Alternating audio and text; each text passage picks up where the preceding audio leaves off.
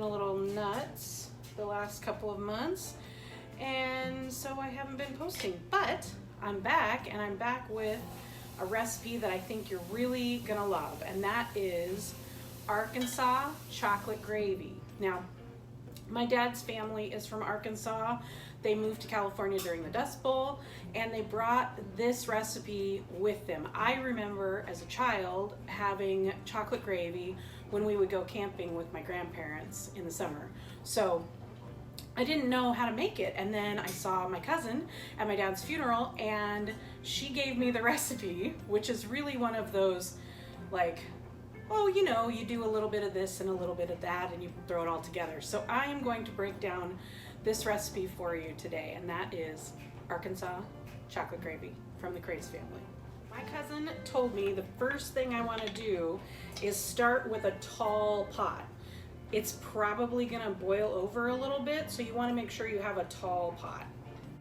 Into the pot, pre-cooking, we are going to add an equal amount of cocoa powder, preferably the Hershey's cocoa powder, and flour. Roberta suggested that you want a heaping tablespoon of each, so I'm gonna do a heaping tablespoon. So heaping tablespoon of cocoa powder. Oh, I should have done the flour first. Now I'm gonna have cocoa powder in my flour. And a heaping tablespoon of flour. I ought to put my apron on, huh? If I'm gonna be cooking. All right, and to that, we are going to add 2.5 to 3 cups of sugar. Now, I made this last week as a test run, and I discovered that I think it's a little too sweet. So I'm gonna do 2 cups and like under a half a cup. So there's 2, and I'm just gonna sort of fill up my cup like that. So not quite a half a cup, 2.5 cups. To that, we're going to add a good couple pinches of salt and a little bit of vanilla. I'm gonna say like 2 teaspoons, 1, 2. While we've got it here, dry ingredients plus a little vanilla, we're going to mix it up right now. You want to make sure you don't have any clumps in here before you add milk to it. So you want to make sure that you get it nice and mixed up before you start adding the milk. Yeah. Here's where it gets a little, this is where it gets a little like, oh, you kind of just have to wait and see. So I'm going to turn my burner on, and I'm going to put it on about 8, so medium high, and I'm just going to start adding my milk until this mixture is like the consistency that I want it. You want it to be a little milky because you want it to cook down. And I'm just going to keep whisking it while I add my milk to get all of those dry ingredients and the milk sort of combined. So this is a quart of milk, and I would say I used about a half. So I did about a pint of milk. I'm gonna keep stirring this, and I'm gonna bring it to a boil. Once it's boiling, I'm gonna turn it down all the way to low and let it simmer. You really do have to keep an eye on this.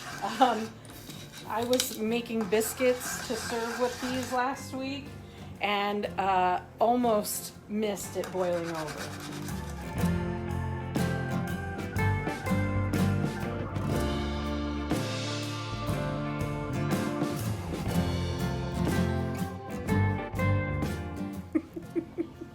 Did you see it boil over? Oh, it's still doing it. Oh no. I'm basically going to allow this to continue to simmer while I bake my biscuits. I just got the Pillsbury Grands biscuits because it's too hot and I'm too lazy to make biscuits today. So yeah, got the buttermilk biscuits. They take, once the oven is preheated, they take about 10 to 15 minutes to bake, and then everything will be ready to go. So the other thing I'm gonna make right now, which seems completely unrelated, but it's just what I had because someone gifted me some patty pan squash. How cute are these? They're like little flying saucers. Woo! So I'm going to saute these in a pan with some bacon fat, salt, pepper, and a little bit of preserved lemon. The online, because I've never worked with these before, so I went online to see what you should do with them, and online they said you need to cut off the front and the bottom where the stem is, and then you just cut it into wedges. Okay, so I've got my pieces of patty pan cut. They're just wedges that you want to kind of get like about equal amounts. Okay, so I got my pieces of preserved lemon, kind of little cubes. I'm going to throw those in there. We're going to put a generous amount of salt.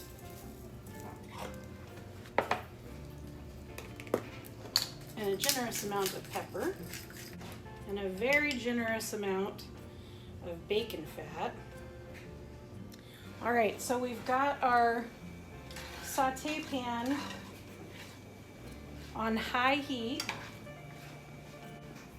And then we're just gonna let it sit for about 3 minutes.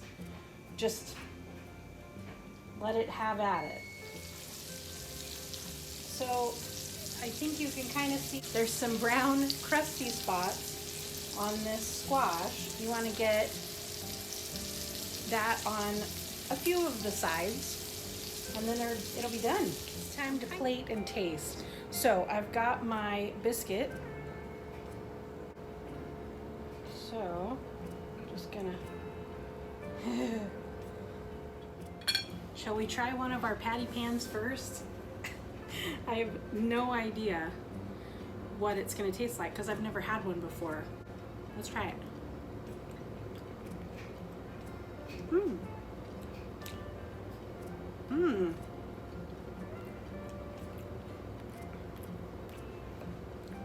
That's much softer, but not mushy. But it's much softer than regular zucchini.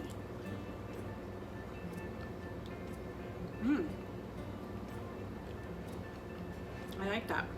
So here is the biscuit with the chocolate gravy. Oh, it's still really good. Very floury for some reason. I don't know what I did wrong. It's definitely getting thicker the cooler it is. So not as runny as when it first comes out of the pot. It's still really good though. Arkansas chocolate gravy. It's delicious.